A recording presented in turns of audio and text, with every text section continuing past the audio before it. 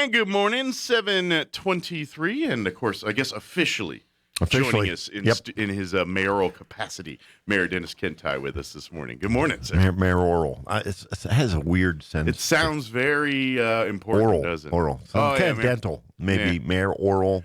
I think it sounds dental, classier than gubernatorial. Yeah, that's true. I feel more. That sounds German. Yeah, it's very guttural. Yeah. But good morning, sir. How are you doing? Good morning. Pretty good. Good deal. Well, for folks that don't know, the city and county, it was a joint for at least part of the meeting. Yes, it was a city council meeting yesterday. It was out at the firehouse out. Is that number 4? The one out at the airport? Fire Station 4 is out at the airport, right there on the ramp. And in all candor, and you know me, I'm kind of a blunt guy. This was political theater. Okay. That's really what we did. We went out there. Hats off to the fire department. Hats off to the city clerk and her staff.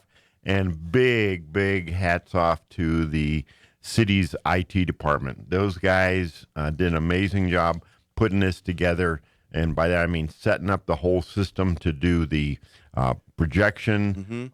We have PowerPoints at our thing, so we had to have that. We have to be online, so we did that. They have microphones, recording equipment, and the city staff recorded this whole thing, and it's available because you're right. There was actually 2 meetings, so that we're kind of flipping back and forth, a meeting of the county commission and a meeting of the city council. So that's not an easy thing to do, and like I said, tremendous work by staff to do it down at that forum. And the funny thing was, the desire was to have the doors open so that you could see the planes in the back. With that wind, yesterday's weather wasn't the most cooperative. Plus, we've been threatened to be boiled in oil by TSA if we had the doors open, and that was a little more drama too. And that's something if you don't work or never worked in the airline industry or never spent time working at airports and things, security is a different world there than it is in most circles. And so absolutely, things that we take for granted outside of those circles, they do not in those. So things like a door open is a big deal in that world. Yeah, it is. Anyway, so what we did is we started off, the county commission came to order. They did a roll call and they began. Toss it over to us. We did a roll call approval of the agenda. We actually had more items than what we were meeting jointly for, and I'll come to that in a minute. Then I'll go back to the county. And what really drove this is a joint resolution. In other words, the words are exactly the same for this resolution. In other words, just one copy of it, and there's 2 different numbers. There's a city number and there's a county number. And it was a joint resolution dealing with capital outlay. Okay. Now, let's back up a little bit here, because this has been kind of a bone of contention now for about 3 years. Well, not quite. I'd say it goes back to the December of 19. This county commission received from Governor Grisham $5 million in capital outlay for use at the Roswell Air Center. Okay. Well, this is a little complicated because the county commission does not own the Roswell Air Center. Sure. The city of Roswell owns it. Yeah. And the concept was pushed that we use this money, the money was to be used to develop infrastructure on the southeast corner. Now, the southeast corner, where are we talking about? Well, if you know where the drag strip is, go past the end of the drag strip. Gotcha. That's the southeast corner. Okay. There is nothing out there. All right. And the road to get there, YO Road, is not real good. It's actually technically a city street, and we maintain it, but it is not. It's a road to nowhere at the moment. Well, it goes around the perimeter, but the problem is it's not capable of heavy traffic. Gotcha. Anything more than a pickup truck or 2. Exactly. That's what it's designed for and was capable of handling. So this started a whole dramatic confusion back and forth. We finally worked out that, hey, we could run a water line, replace the existing water line over to the alert pad, which is building 1166. Used to be the Mystic.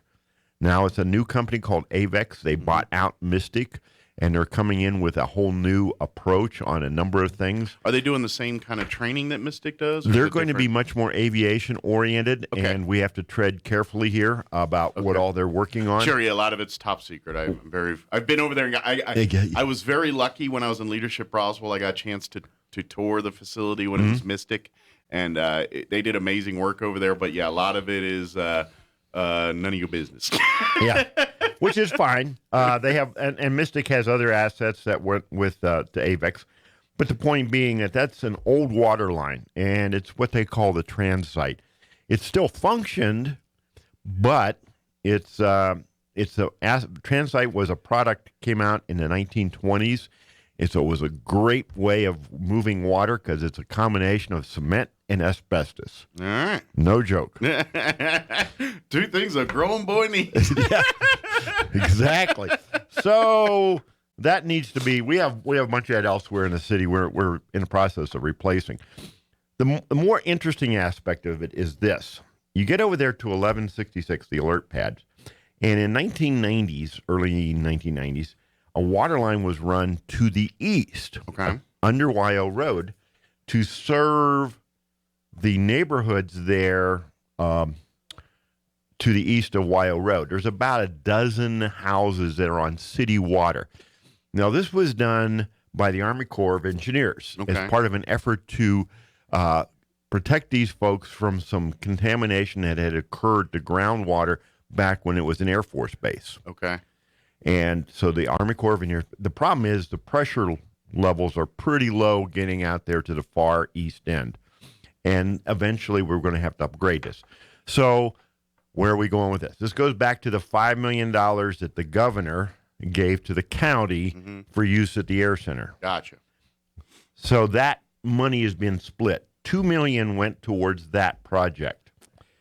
Then $3 million is to go towards the large hangar project that is to bring in Ascent Aviation to Roswell. And that's going to build a large hangar over there by the paint hangar, Dean Baldwin, just to the southeast of that. Okay. That's a major project. That's going to require the city to basically front about $9 million, but we eventually will recover. Okay. Some of that $9 million will be paid by the $3 million that the county received from the state. This is where it gets. This is what the frustration I have is. There's so many pieces in this that have delayed getting this project done.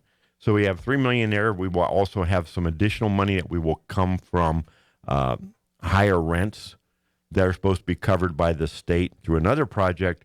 But in the interim, it is the city's internal resources that will make this project happen. Gotcha. All right. Now let's go back to the water line. The engineering work is costing us about $350,000. That leaves about 1.6 for the actual building of the water line. There was some concern that wouldn't be enough to complete it. So the county commission decided they would put on their capital outlay request another $5 million. Okay. There's some concern that this needed to have been coordinated more closely with the city. County commissioners did not talk directly to city staff, nor to the city manager, nor to me, but they talked to some counselors. So some counselors said, sure, that's a great idea. Okay. Well, what we have now is a $5 million request by the county to do water lines. The city also has asked for $5 million to actually do the things that need to be done out there. By that, I mean hangars, ramp improvements, warehouses. Sure. We are the other maintenance of the other facilities already currently being used. Like, for example, the Ascent project, I mentioned that it was a $9 million project. We are going to have to cover a significant chunk of that. Sure. But like, for example, Building 112 has been used as a warehouse. That's one of those narrow warehouses to the east of Job Corps. That building has some issues with it and is probably going to have to be demolished. Okay. So we need to replace that warehouse. What do we do with that? Lots of moving parts here. We have acquired, the city council approved last meeting to purchase a fabric structure from Rubb. Okay. They're going to be the ones building the hangar over there by Dean Baldwin. But this is a large structure that was previously ordered by someone who changed their mind. It's sitting on this, quote, sitting on the shelf at Rubb. Okay. And so we got a good deal on it. Okay. It's 120 by 180, 26-foot high door for $650,000, and that includes installation. Okay. Well, bam. So where do we put that? Yeah. And we've actually got 3 tenants, current tenants, who have expressed interest in utilizing that building. Now, we depending on where we put it, we're going to have to do some preparations. But these are all the kinds of things that the city's requested the $5 million for, so we can immediately move forward with these projects. Well, it's good to see that, that the push is being done to do upgrades and do things out at that airport now. And I mean, yeah, there's a lot of moving parts and there's a lot of, I guess you could say, fingers in the pie, so to speak, here. But it is good to see that at least we're making progress on this. And I kind of cringe when people say, "Well, it's about time." Going back 8 years, this administration began to push to get things upgraded out there. And well, that's what I'm saying. The red tape has been astronomical. The Dean Baldwin building, 1183, the roof was a complete disaster and had been for 20 years. No one had bothered to fix it. And yeah, I'm going to pat myself on the back here for a second. Ooh, ouch. Yeah. Anyway, the point being that we put together the funding from multiple sources to build a new roof. Now, notice how I worded that. I didn't say repair. I didn't say replace. I meant build a new roof. And we went all the way down and built this whole thing. Sure. Well, and that was an almost $8 million project. Well, and that's what, when I say the good part, I think, but also too is this is stuff that the city and the county really has been fighting the state trying to get funding and things for many projects through the year, and it feels like y'all been hitting brick walls and dead ends for that whole time, and now it's like, well, finally we at least got some money from somebody to at least start some and do some work down here. True. Yeah. We did the water towers. The new water towers is a $7 million project. The addition to Hangar 84, we got a $2.8 million grant from the economic development, the feds. And, the other major thing that I worked on for years with and credit goes to former Congressman Steve Pierce. We got federal legislation changed so that this air center would now be eligible for a special pot of money that was designed to help communities who had inherited closed bases. The problem was we'd never been eligible before because our base closed before the window, right? Yeah, in 1967. And you had to have been closed basically in the late 70s, early 80s. So Congressman Pierce was able to get that legislation through. We did have some help from our Senator Udall.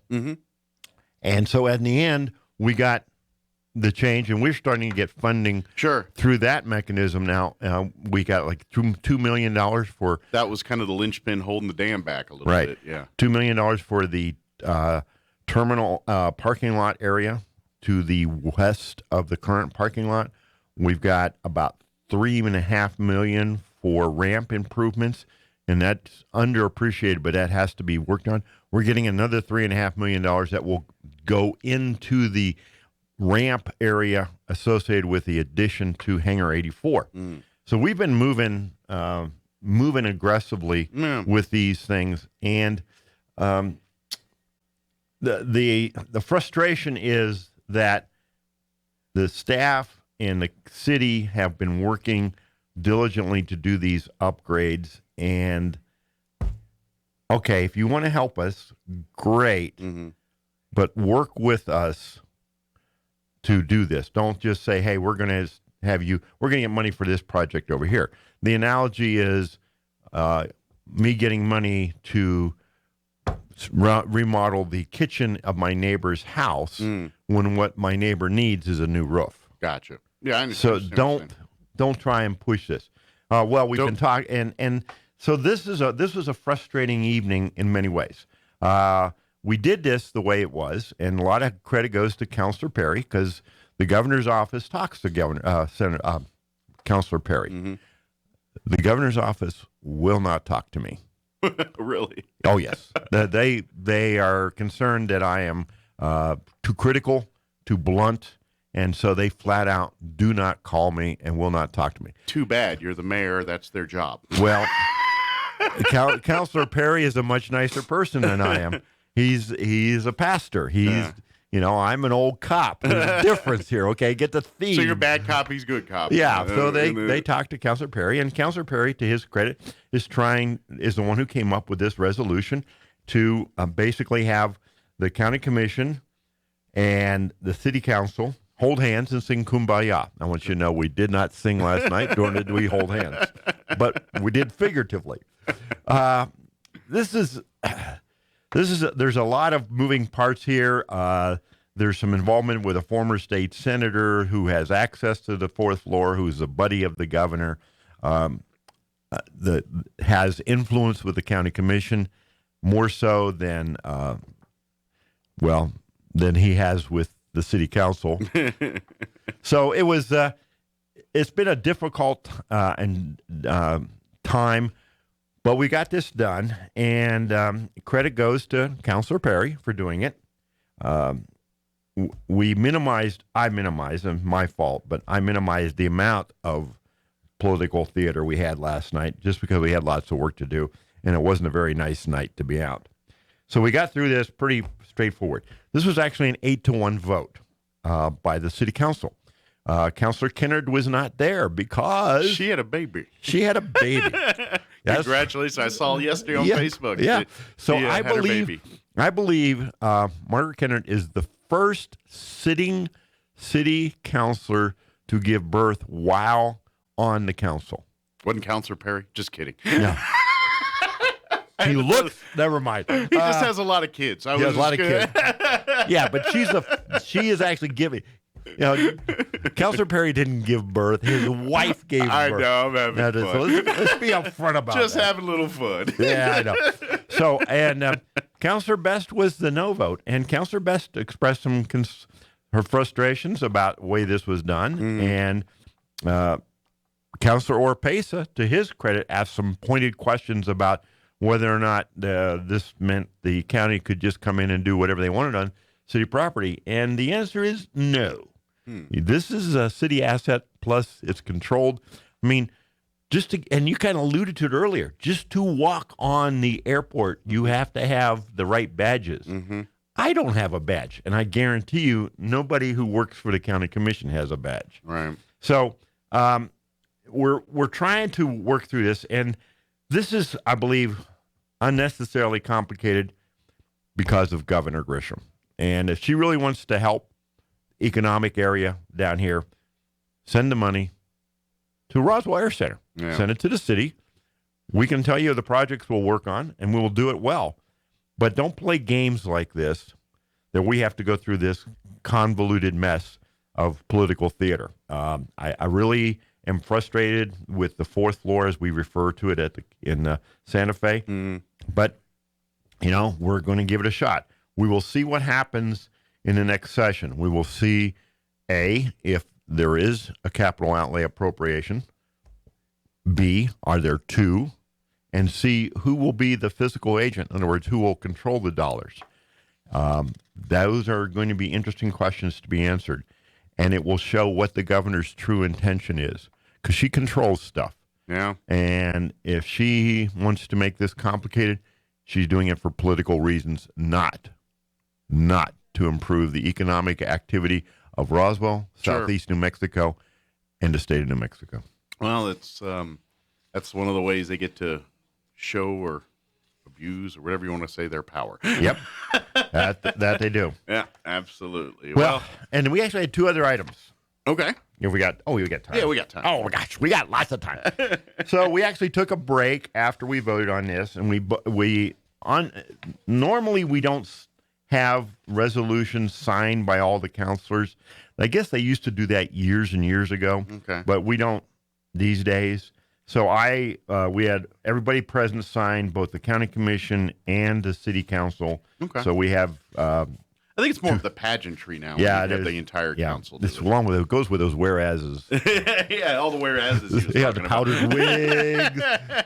Yeah, that's like good. Oh, it's good theater. Good theater. Yeah, there's probably. And according to Mel Brooks, when you yell "Lend me your ears," everyone throws their ear off at you. Oh my gosh!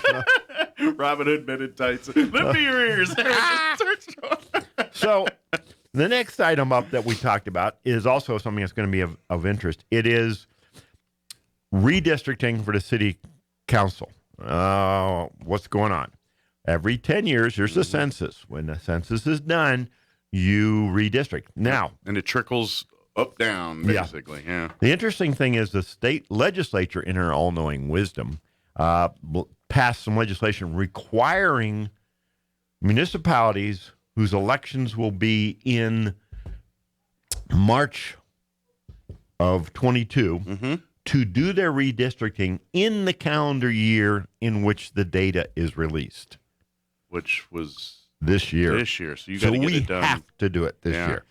Plus, because of the election requirements for the state, we have to have it done by December 1st. Okay, so you got less than a month, or just about a month. Yeah. So we got time. We're going to have to move on this one. Thank you, state of New Mexico. Once again, this has to do with the folks in Santa Fe and their infinite wisdom, taking away local discretion and when control. Can they start planning? Like, do you have to wait before the state sets their districts before you can do, or can it all be done simultaneously? No, we're going to be doing ours actually before the state does theirs. They will be doing, the legislature will meet in December. They didn't give themselves any kind of restrictions.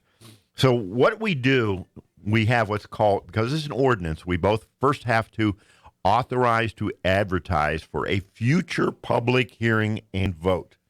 Ugh, that's almost a whereas clause in itself. That's what we did last night. But you have to have the proposed ordinance in the document. Well, what we didn't have, we don't know what it's going to look like yet. So what we put in there was the existing boundaries. So these are the precincts that are in Ward 1, precincts in Ward 2. And one other little glitch for you, too. There is, under state statute, you cannot split precincts. Okay? That's a new requirement. Okay. We have 2 precincts that are split. One is over, I think it's 16 or 22 on, basically it's around College and Union. There's another one south of that, also in the Union area, around Union and Bland, somewhere in there. So we're going, whether we wanted to stay, even if we wanted to stay with the existing boundaries, we cannot. We simply cannot. And then there's the issue of close, sort of, depending on how you resolve the splits. And then there's the issue of disparity in growth. While the overall numbers are pretty flat, there's no debating that there's been tremendous growth on the east and west sides. So that's what's going to drive this. We are having a workshop on November 8th. November 8th at the convention center. We're not going back down to Fire Station 4. We're back at the convention center. Is that a Monday? Yes, it is a Monday. Yeah. Starting at 4 o'clock. We'll probably go to about 7. And what it is going to be a workshop. In other words, we're not going to take action, but we're going to have question and answer. We're going to have the New Mexico demographics, who's doing our redistricting work. We'll have representative there. We have 4 plans that have been made available. Okay. A, B, C, and D. You like the naming? How original. How original. So those 4 plans will be looked at, and then copies have been made available to the counselors or made available to the public. You can vote on, normally at workshops, we don't take public input. Sure. We will have it at this one. Gotcha. So if you want to have a comment about it, keep it succinct. Have you seen the plans already? Or? Yeah, I have. Just, and I don't want to. You know what? They don't impact me. Well, that's what I was saying. Are they all like, when we looked at the state? Different. Well, if we looked at the state one, there was like 3 of them that were kind of in line, and one that was like way out there. I mean, as far as these 4 go, are they're pretty close, pretty in line with each other for the most part? Okay. We're not that big an area, and the shifts around a little bit are reasonable. We're going to have some discussions, and we're going to see where we go. But and then on the 18th of November, at our regular city council meeting, which is a week later than normal because of Veterans Day. Veterans Day, yeah. Does this sound like a complicated month? I'm gonna look so forward to Thanksgiving. Please, just give At least me I some know turkey. that's on a Thursday. Yeah. So anyway, we're going to get through that on the 18th. We will actually vote for it. So we are done. We will ship everything off to the state by December 1, and we will have the election on March 1. Filing day will be January 4th. Yes. So this is an important thing. We will nail down what the new boundaries are for these wards by the by the 18th of November. So individuals interested in running for city council need to be alert and take a look at this to see which ward they would fall into. Absolutely. And we'll see how this plays out. And the joke, of course, from my perspective, is that I don't get redistricted. My district is the city limits, and that didn't change. So there's me and the municipal judge, the only two in that boat. But this was just an introductory level effort last night. Okay. Last item, and we're getting close to the end here. This is the Deals with a infrastructure reimbursement program, the effort to try and reduce the burdens for new housing developments by seeing to it that what becomes city assets are paid for by the city. What am I talking about? like roads and Like- waterworks and Well, like more importantly, water and sewer lines. okay. Why is that important? Well, the interesting thing about those are they have to be trenched. You have to two trenches. You can't have the water and the sewer in the same trench. Sure. That's not allowed. Well, and just because it's a pressurized system, Yep. the more you add to it, the more adjustments you have to make to keep the pressure where it's supposed to be. And sewer is a fascinating little. This sounds really geeky, doesn't it? I'm sorry, but the sewer lines, it's gravity fed for the most part. We have four lift stations in the entire city, which is an incredibly small number. What's a lift station? It's where the stuff flows down to a point. The stuff, you When know, it stopped well, going downhill, it's got to go uphill to get back downhill again. Yeah, And exactly. gotcha. So you lift it with a pump. Anyway, Think of it like the dominoes. Yeah. You know those dominoes mazes Yeah, people yeah. set up. You This know, it's an operating thing to switch it to the next phase of the dominoes chain. something goes up, and then anyway. Yeah. The interesting thing about this is once people are hooked into the city water system or the city sewer system, they're customers. They pay a fee. They pay, or the residents or the occupants of that property pay forever. Okay. And they never stop being our customer. So the city's ability to recoup its expenses is much better than anybody else. And like I said, this becomes an additional revenue source for the city. So the thinking is, and I think very rational, and this is actually a point that was made to me by former counselor Caleb Grant, sharp young guy, who abandoned us and ran off and moved outside the city limits. That done dirty moved. scum. Do I sound too? Anyway, so if you're listening, Grant, you need to run for county commission. Anyway, no, all seriousness is that Caleb Grant really pointed this out to me. It's kind of like cable or dish. Right. You know, you get a break on signing up and getting installation. Why? Because Well, now they got you in. now they got you in. And then you forget to turn it off in 3 months when they start charging you for it or whatever Yeah. it is. Yeah. But this is a lot more basic and necessary. So this has been a subject of some discussion. This got a little complicated because we had a substitute version of the resolution, and we had an amendment to the substitute. I even got confused on this one. God bless our city attorney, Parker Patterson. Parker helped me stay within the lines, and we got through this 9-0. We had a closed session, and we can't talk about that. Yep. But it turned into a 2-hour meeting, and we what began as political theater ended with some real serious needed to be done city work. And so the theatrical part was acceptable. We didn't get, wasn't as potent as we would have liked with the doors open and everything like that, but we had so much work to do. Sure. We got through it. And the ball's rolling now. So Ball's rolling. Again, folks, don't forget, November 8th is that redistricting workshop. Yes.